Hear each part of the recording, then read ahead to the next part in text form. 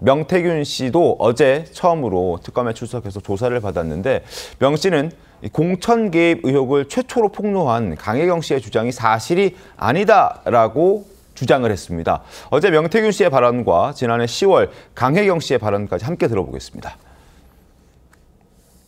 이거 한번 보세요. 명태균 대표가 갖고는 있을 거다. 그 육성을 많이 스피커로 해서 들려줬습니다.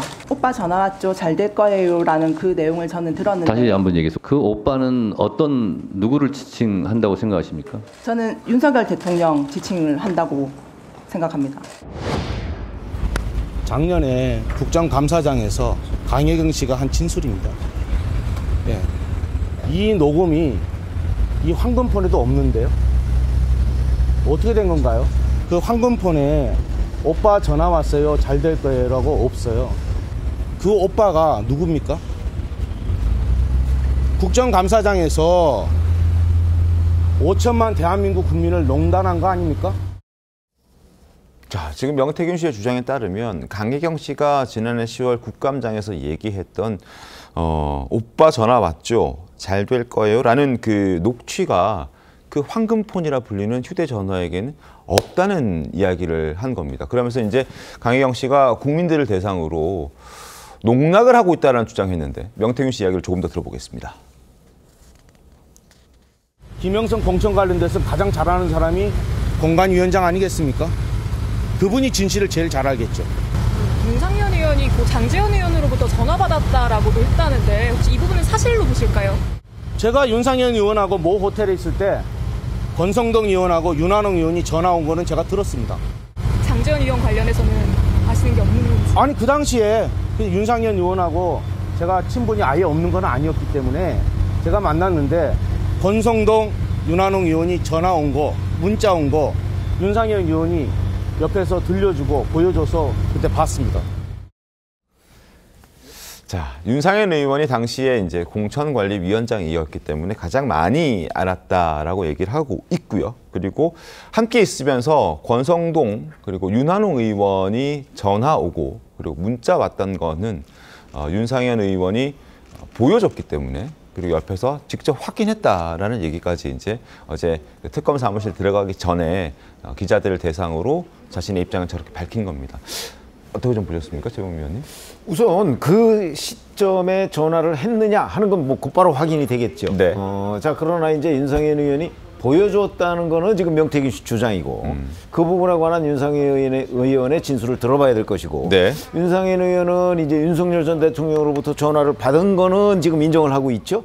그러나 그 받은 사실을 공천관리위원회에 전달하지는 않았다고 얘기를 하고 있기 때문에 네. 그렇다면 윤상현 의원에 관한 죄를 지금 객관적으로 입증하는 것이 쉽지 않을 수도 있어요. 본인이 지금 전달하지 않았다고 얘기를 하고 공천관리위원회가 자기네들 결정으로 김영선 전 의원을 공천했다고 지금 윤상현 의원은 주장하고 있는 거잖아요. 네.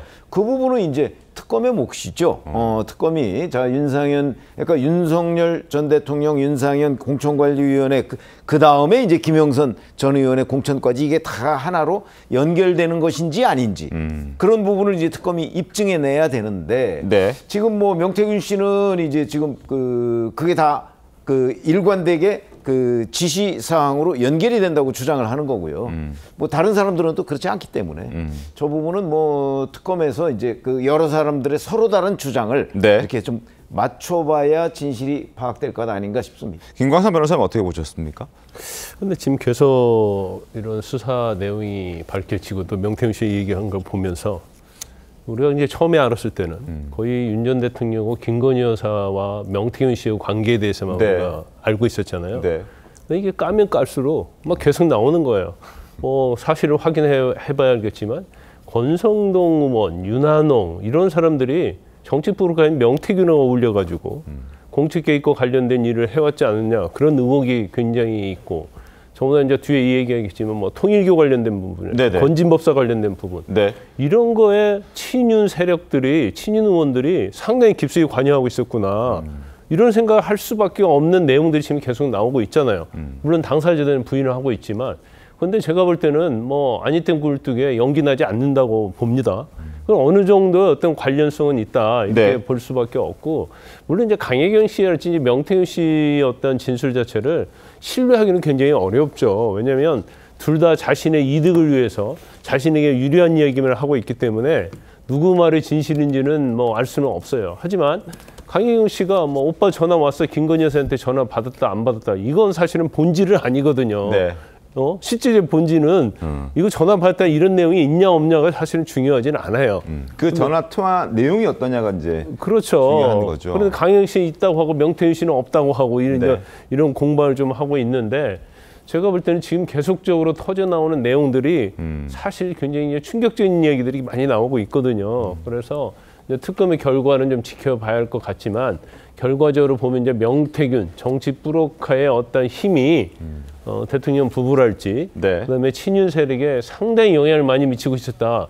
이거 하나는 좀 분명해진 것 같습니다. 양교 변호사님 어떻게 보십니까?